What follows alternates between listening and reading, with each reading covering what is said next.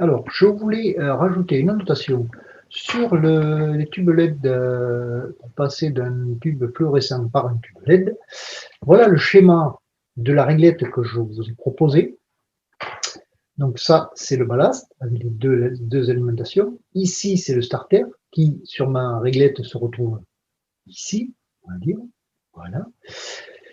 Et donc, pour passer en tube LED, il faut donc l'alimentation qui est sur un bornier domino, qui est soit à côté du ballast. Alors, c'est simple, je vais vous montrer les astuces, on va dessiner, voilà.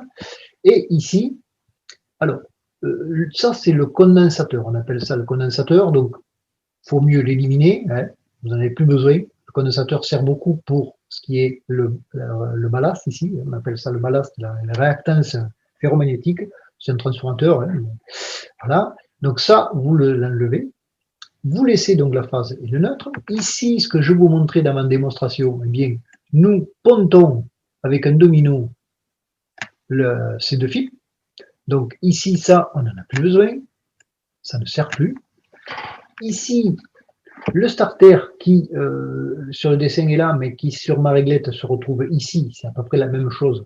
Eh bien, quand on met le nouveau starter qui est fourni avec le tube, c'est pour faire la liaison entre ce fil et ce fil.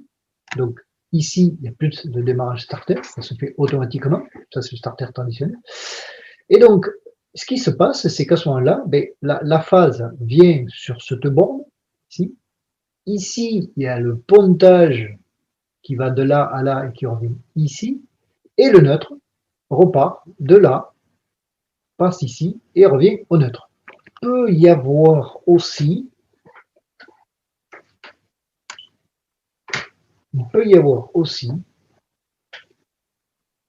ce qu'on appelle des tubes LED polarisés.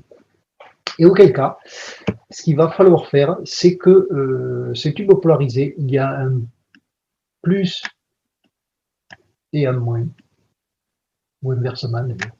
Et donc, dans ces cas-là, eh bien, alors, ça serait le plus ici et le moins ici, on va dire. Voilà. Et donc, à ce moment-là, la phase, donc on enlève toujours le condensateur, la phase vient là-dessus, et le neutre, il vient, eh bien, au lieu d'aller là, on ponte toujours, mais le neutre, il va venir ici, là, et ici, mais ici, il faut faire un pont, qu'on appelle, voilà, parce que le neutre, il va arriver ici, donc il y a le neutre ici, la phase ici, ça s'alimente ici, et ici, il y a un pont qui bascule le LED, tout simplement. Voilà, c'est pour ça que je précisais d'aller voir dans les comptoirs, parce que les comptoirs sont des tubes LED par défaut qui sont alimentés en phase et neutre de chaque côté du tube.